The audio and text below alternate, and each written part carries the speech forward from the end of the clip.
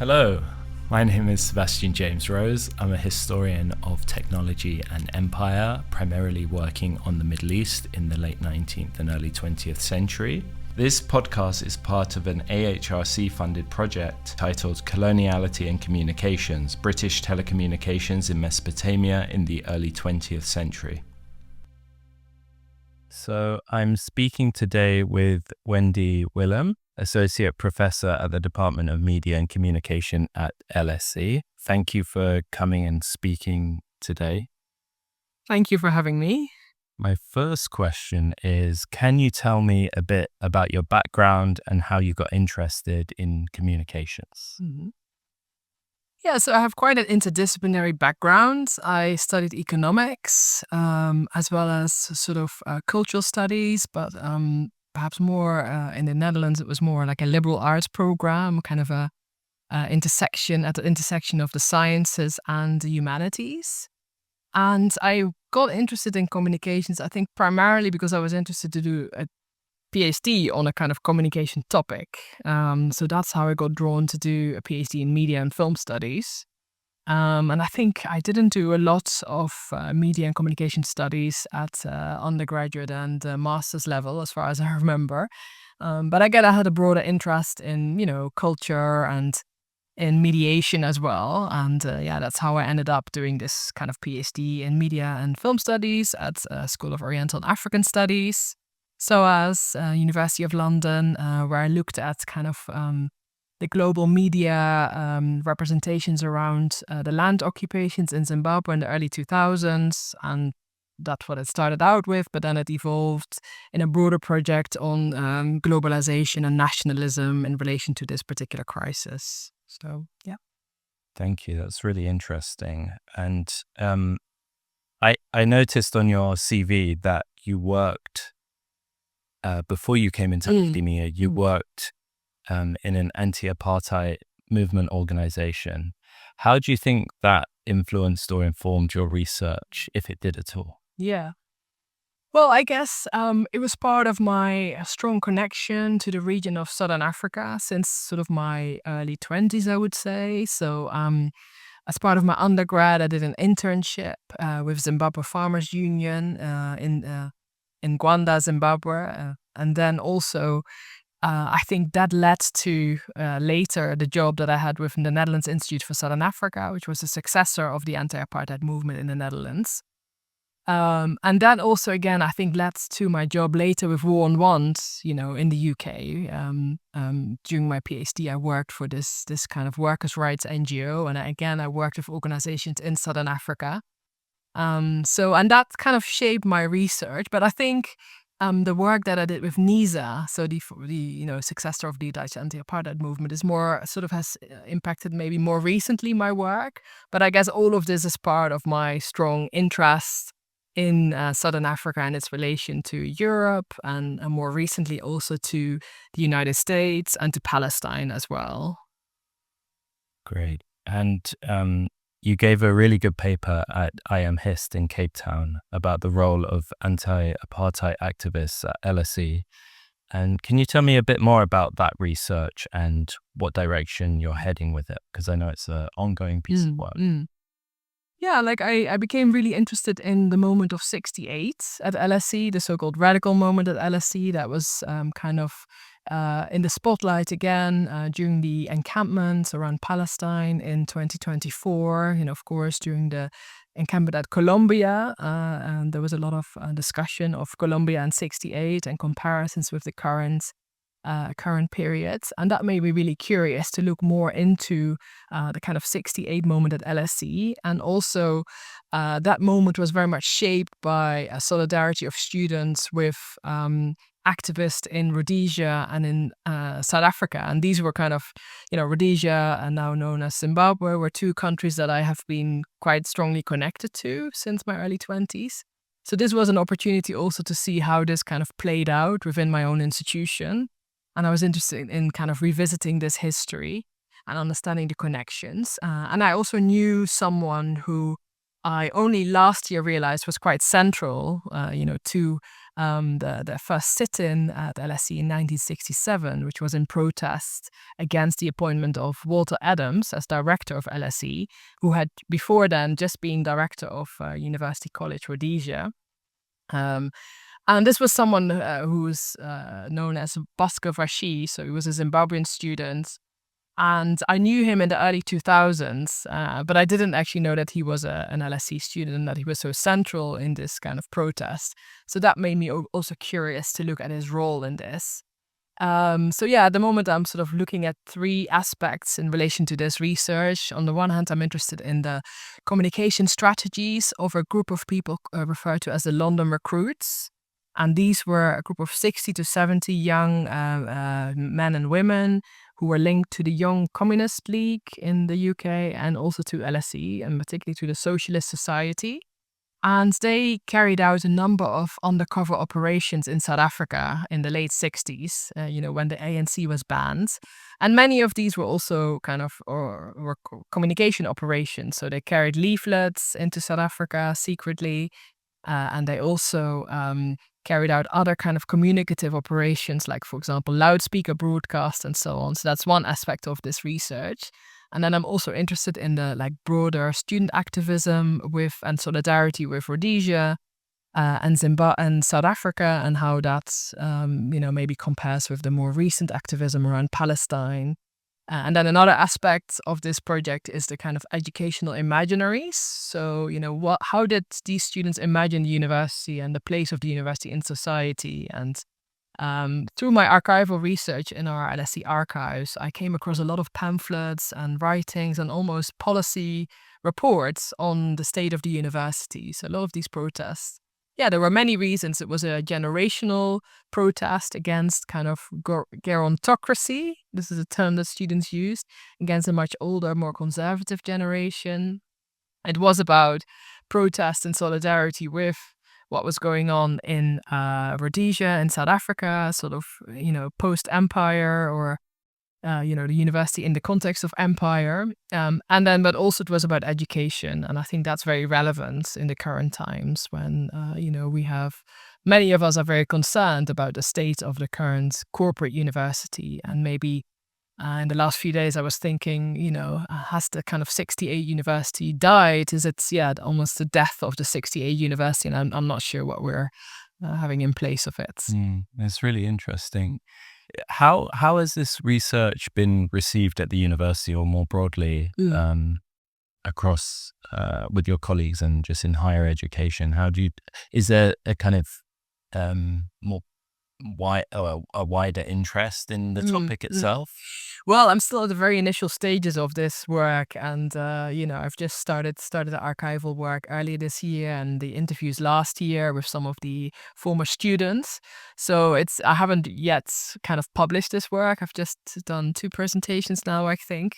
So, but I think there's an interest also from within the institution. There's an interest in the role that these people played, and of course, there's already a huge amount of work written on 68 and also on LSE, but perhaps there hasn't been a lot of attention, more detailed attention to the publications and the enormous amount of material that students produced. And as a media scholar, I'm also interested in these pamphlets as kind of forms of student media in a way. And maybe this is something that hasn't been looked at so much. And then, of course, in relation to the communication operations in South Africa, that ties in more with work on anti-colonial media.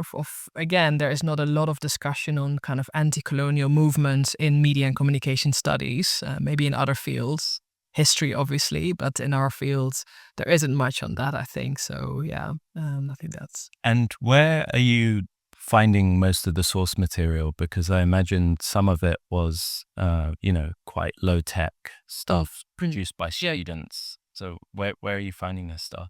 Well, in a way, there is already a lot published on this by the participants themselves, because they published a book of narratives of their own stories of participating in these activities. I think it was in 2012. It's called London Recruits. So they've already kind of narrated their own story in many ways. And then there's, of course, news coverage and then interviews. And then also I'm interested to see this in the context of the student activism, to see if there are links between, whether the student activism motivated some of these students to engage in these activities. And I'm trying to kind of contextualize it within, the 68 moment at LSE. Yeah. So your article, The Reproduction of Canonical Silences, Rereading Habermas in the Context of Slavery and the Slave Trade, argues for scholars to engage with media and communications canon, the traditional canon. Why do you think that's important for scholars who are interested in histories of imperial and colonial communications?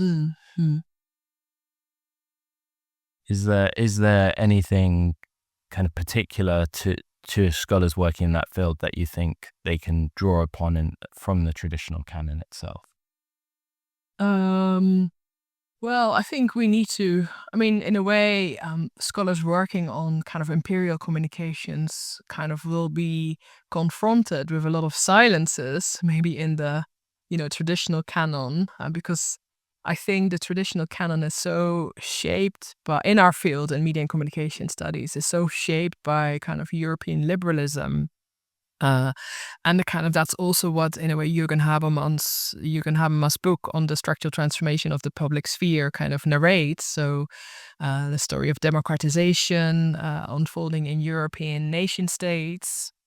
But actually, these nation states were part of weren't necessarily nation states. They were part of empires, and it's kind of a retrospective, maybe, attribution of them as nation states, that they were actually, they were empires, and that sort of changes the story quite significantly.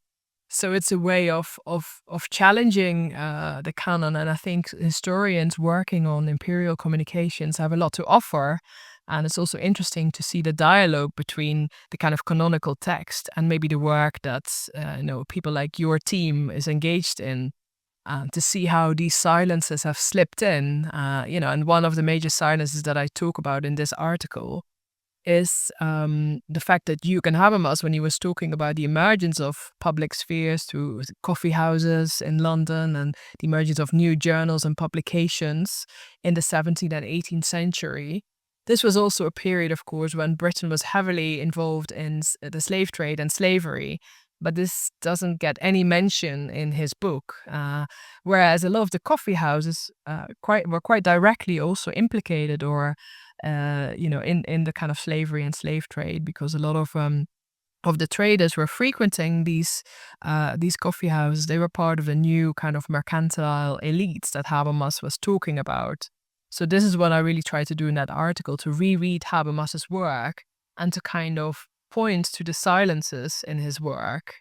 And I think the article was written in the context of debates on decolonizing the curriculum. And often these debates were about bringing in more diverse scholars, which is, of course, important.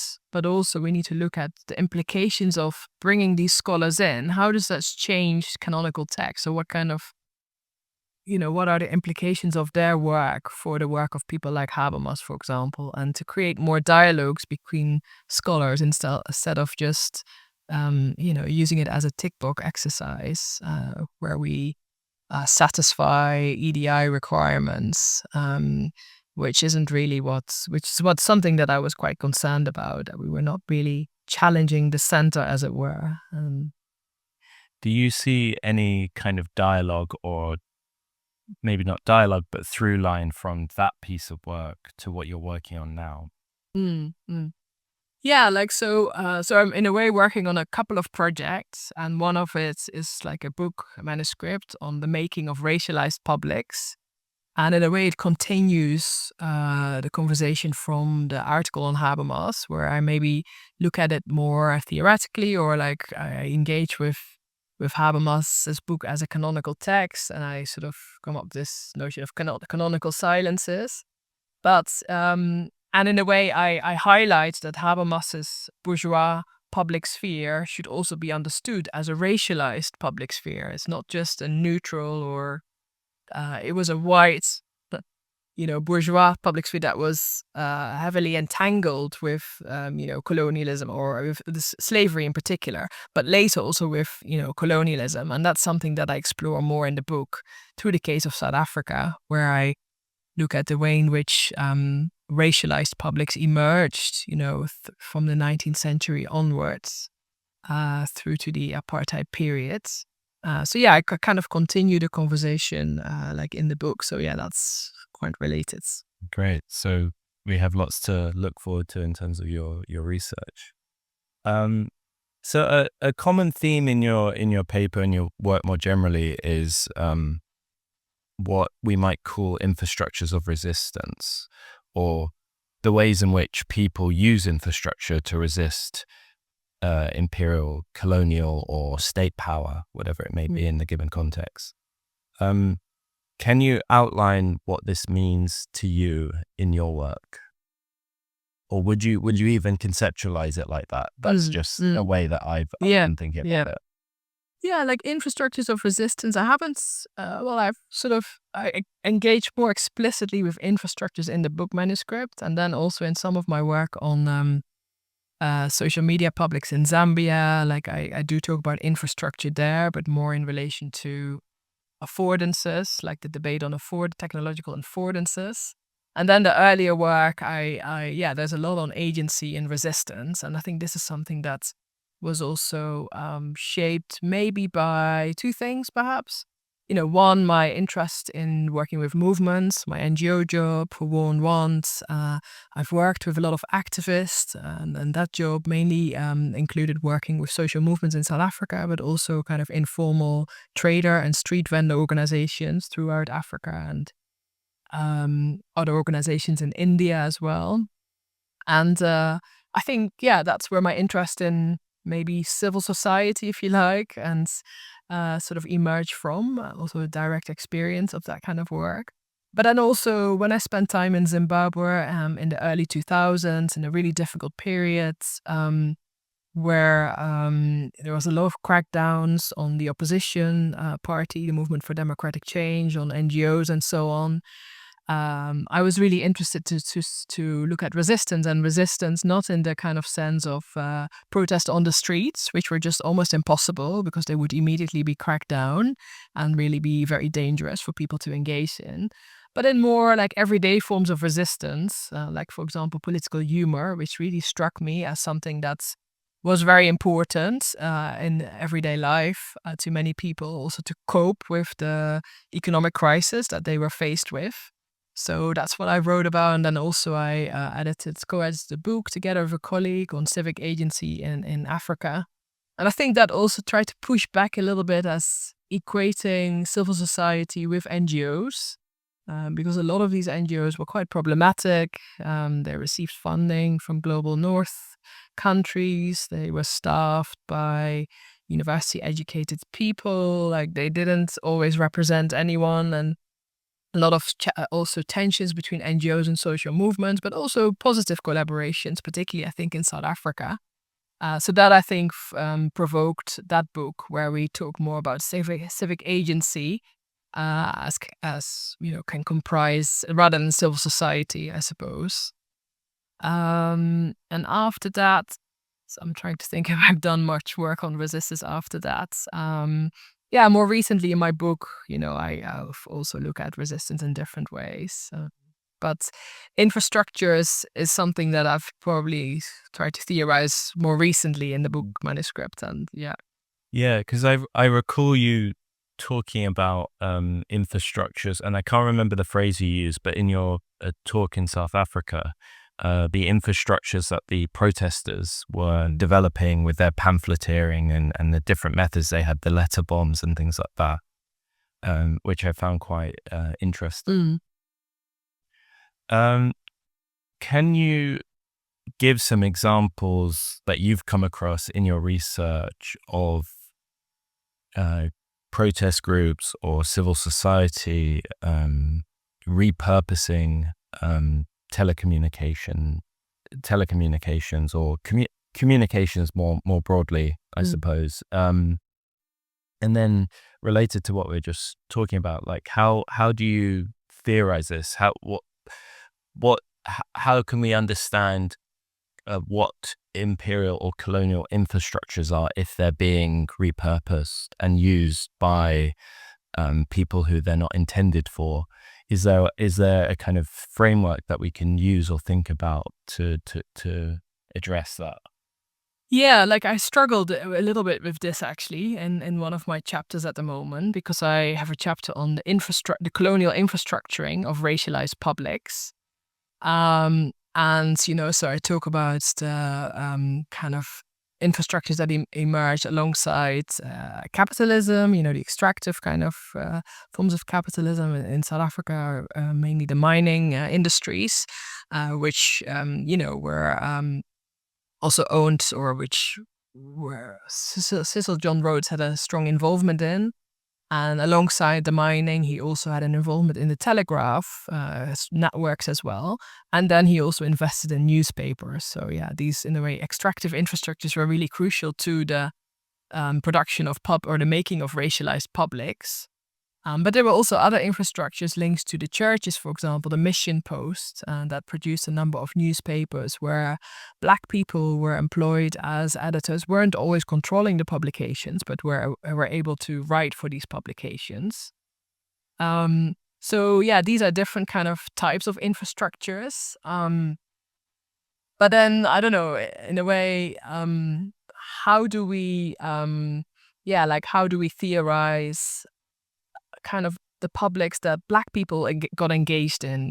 Do we, what kind of infrastructures made those possible? And it's a more complicated question, I think. It's about how do we write media histories, or how do we write histories of publics in Southern Africa? And kind of one of my arguments is that so far a lot of emphasis has been placed on writing. So publics are generally referred to as written conversations between people. And one of the arguments I'm trying to make in that chapter is that orality, of course, played a really important role, and that, songs can also convene publics, that publics do not necessarily have to be based on literacy. And I think this has been really important in South Africa as a kind of technology as well. But whether to call it infrastructure, I mean, this is also where the word infrastructure can become meaningless, isn't it? Where it just is anything and everything. And, what really are you really referring to? Kind of traces of technology, or to physical things? Or, as Abdulmalik Simone has referred to, as people are also infrastructures. So this is something that I still haven't quite solved in this particular chapter, that I'm still grappling with.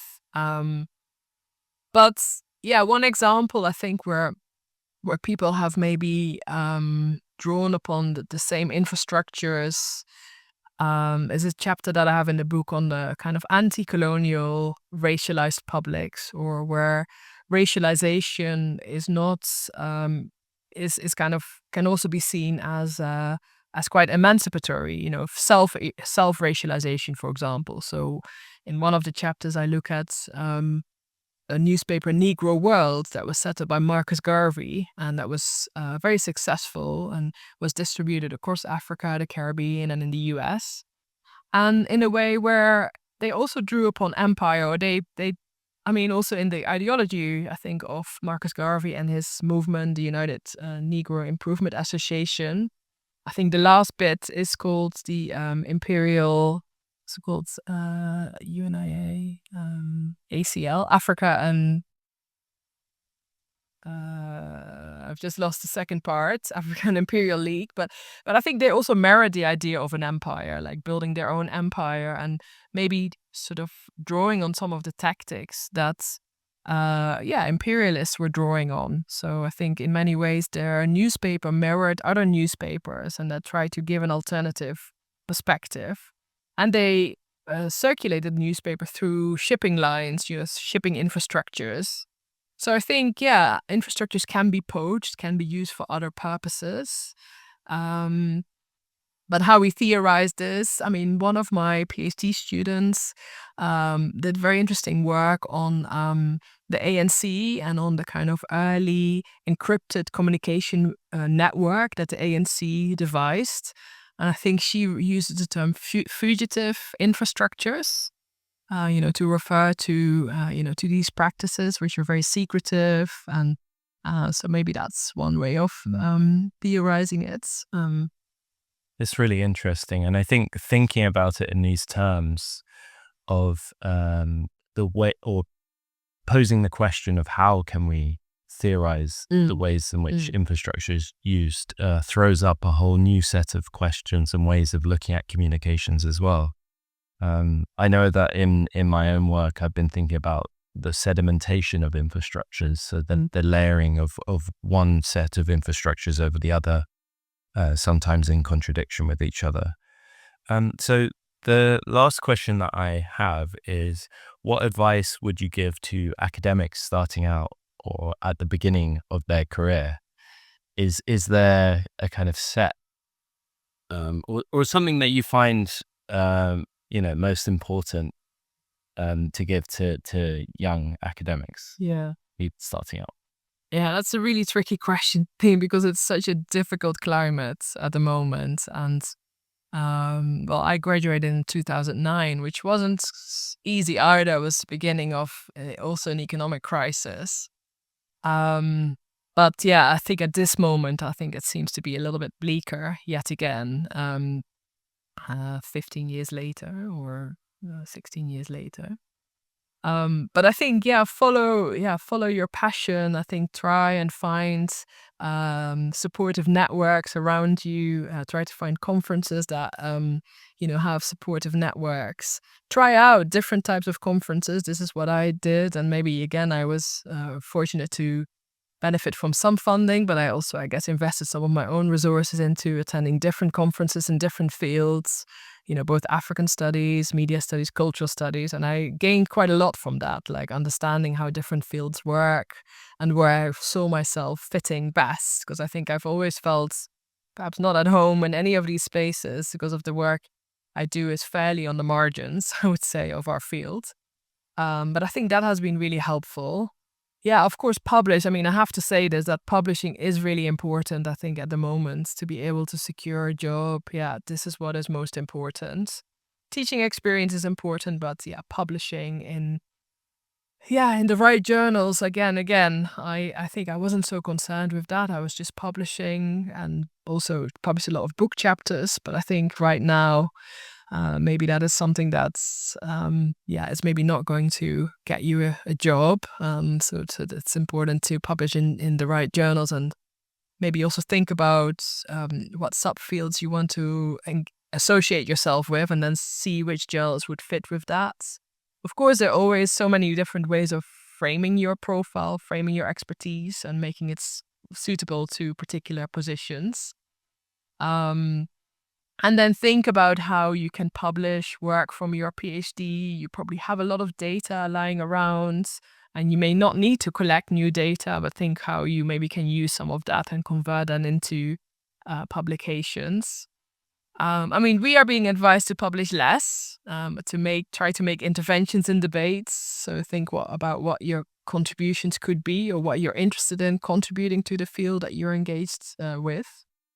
And of course also, try and think about the next generation after you as well. I mean, it's still early days, but see also how you can support maybe younger scholars. I think that is a really important part of our jobs. And this responsibility maybe starts quite early, like already at in PhD programs, we have mentoring schemes and so on. So see how you can pass on your expertise to others. And of course, in the classroom, think about what contributions you want to make there and what kind of courses you want to develop. This is also a question that often comes up in job interviews and so on. If you were given a particular position, what courses would you want to develop? So think about that and how that might link to your research, and also how you can make research and teaching work, how maybe your teaching could feed into a new piece of research, but also how you can draw on your research in your teaching. And ideally, if there's a dialogue between that can also be really helpful, because I know workloads are very high at the moment, and this is one way maybe in which you can make it work by making those two speak to each other. Hey, thank you so much for the interview. It was my pleasure. Thank you for having me again.